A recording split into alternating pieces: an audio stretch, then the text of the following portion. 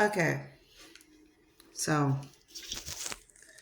I don't know. I try to prop this up. I don't know if y'all could hear me, but anyway, I'm sitting here getting together my Christmas stuff, as y'all can see, and I finally put up my trees. I got three trees again. So let's get into this. I'm sorry if this is too close up. I can't prop it up because I don't know if y'all gonna hear me. I have a tablecloth. Yes. And I don't want nobody to complain about not being able to hear me. So about turn your volume up. My volume is up. I'll be propping my phone on the table. So this story happened a couple of years ago with Tracy. That's her name. And we're gonna sit here and call everybody else Pete, Tom, whatever the case is, because the person that's in jail, I don't want to, use his name, whatever. He don't even deserve any shine. But apparently, he's been going to this club for a long time, and he's been dealing with a lot of sex workers. Happens to me, Tracy, in the process of it, they've been dating off and on. And it's crazy because you really don't date sex workers, you basically have a good time, but they've been like seeing each other a lot. And the one thing I didn't understand is as many times you slept with her, you dated her, you spent money on her, you didn't have a clue that she was transgender. And this what brought the confusion out of me because ain't no way you're gonna become intimate with somebody for a long time and not ever think she was transgender. But it wasn't until the last night they was together that he went down on her and saw the scar. So he asked her what it was and realized, oh, that is a transgender assignment scar. And he went ballistic on her. And before you know it, he strangled her, unalived her, and stuffed her in the closet. And then a couple of hours later, after unaliving her, he goes downstairs to the lobby of the hotel. He was at this travel lodge and he met another sex worker. Sex worker was propositioning him. He said yes, took her back to the same room he unalived this woman, had sex, and then while he was in the bathroom, taking a shower, getting himself ready, she was in the room, and when she opened the door, she saw Tracy stuffed in there.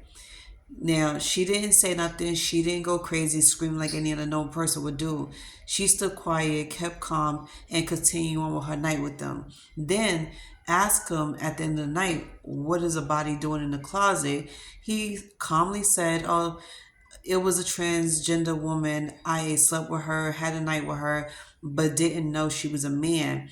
And it was an accident. So she calmly gave him advice about burying her and out of respect for the family, burying her and let the family know. Then on top of that, after she left, she went and she thought about telling the police, but she couldn't because at the end of the night, she has to think about what like, whoa, I just did drugs with this man. And then I propositioned him. Nobody's ever gonna believe me because I'm a sex worker. So she kept it to herself and she went about her business. They never seen each other ever again. But and then my issue is after shit hit the fan, he finally got caught. He sat here, gave his little speech as to why he did it. The cops was like not feeling it. They was not even buying his excuses. So they locked him up. So while he was locked up in jail for 2 years, they finally took it to court. And the shocking thing that the judge did was give him 9 years in jail, but then said that this is not a hate crime, even though it became a hate crime after the fact that he found out she was a transgender. And then they was like, well, since you already did 2 years in jail, why not just give you 2 more years off to of served sentence, and you be out within what 5 4. So they got him out. He ends up going to the halfway house. Everybody was outraged. This sparked outrage all over the LGBTQ community.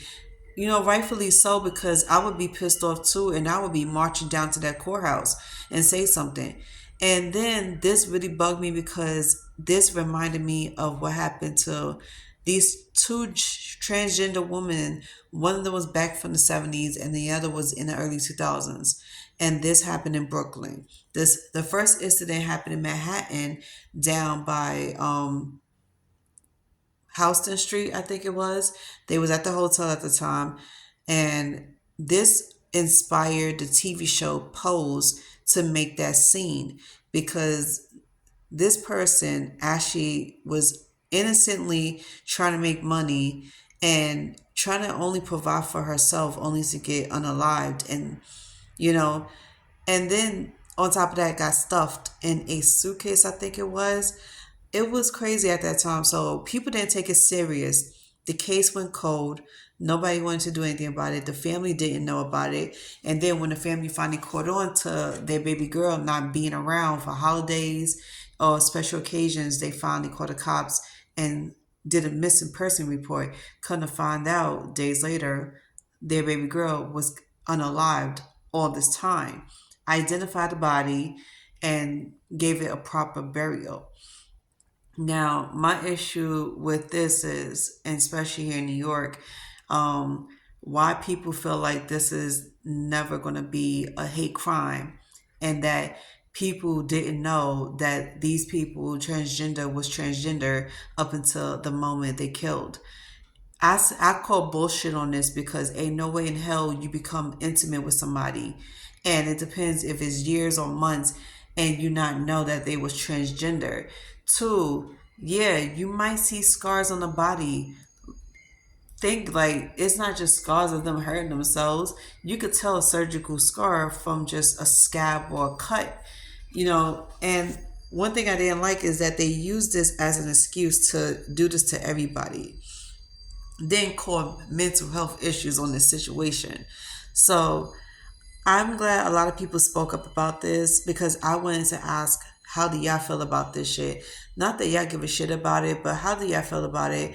Because if I bring this to a TikTok, to my transgender TikTokers, they would be highly upset about it. They would make a story about it. They would say what they need to say. Rightfully so, because I feel like this needs to be put out there more. And nobody ever brought awareness to this, because nobody wants to deal with this. And it's sad.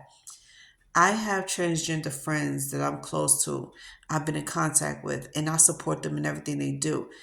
So if they was to tell me something happened to them, yeah, I would be upset and want to defend them. And it makes me think about my old transgender friend, my former friend, Christine. And I give her so much, like, so much relationship advice, so much respect and love, because she has never dated up until recently, and now she has somebody. But one thing I don't want people to do is, don't ever throw rocks at glass houses and hide your hands behind your back, because y'all be the ones that's curious about them. Y'all be the ones that be sneaking on the low, trying to date them and trying to spoil them and trying to sleep with them. And this reminds me of a scene of Pose, where that rich white guy was spoiling the hell out of Angel and picking her up all the time, dropping her off, buying her a condo. It was like every girl's dream. So when shit hit the fan and y'all don't like what they say and do, either to stick up for themselves or to prove you wrong, then you want to do something to harm her, which I think is really messed up. And another thing I can't get my head around is why you feel like you could bash them and then tell your friends, your colleagues, or whatever about it, and then when your family finds out about it, you're denying the whole situation.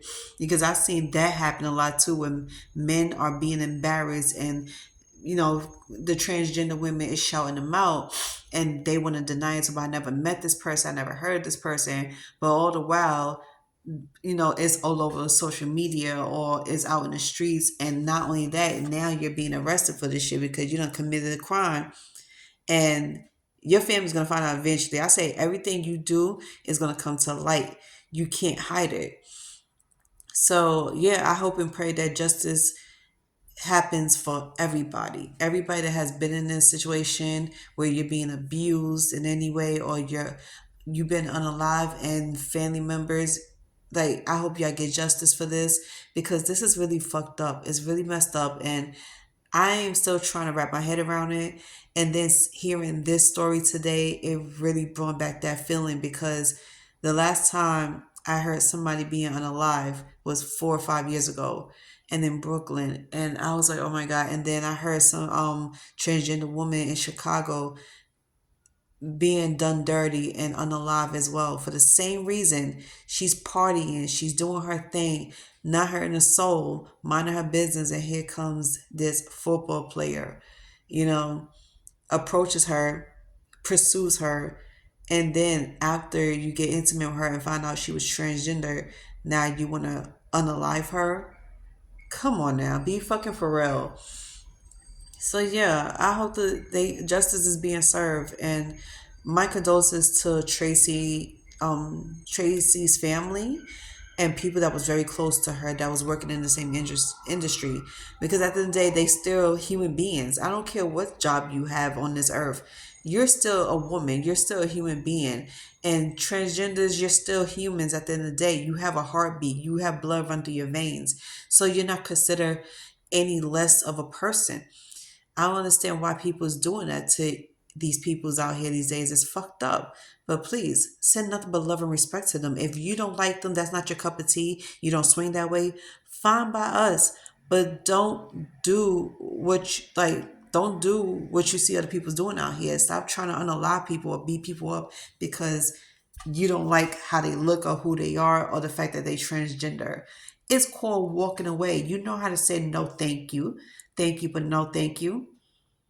This guy, I can't believe he actually got out of jail and he basically roaming the earth as we speak freely.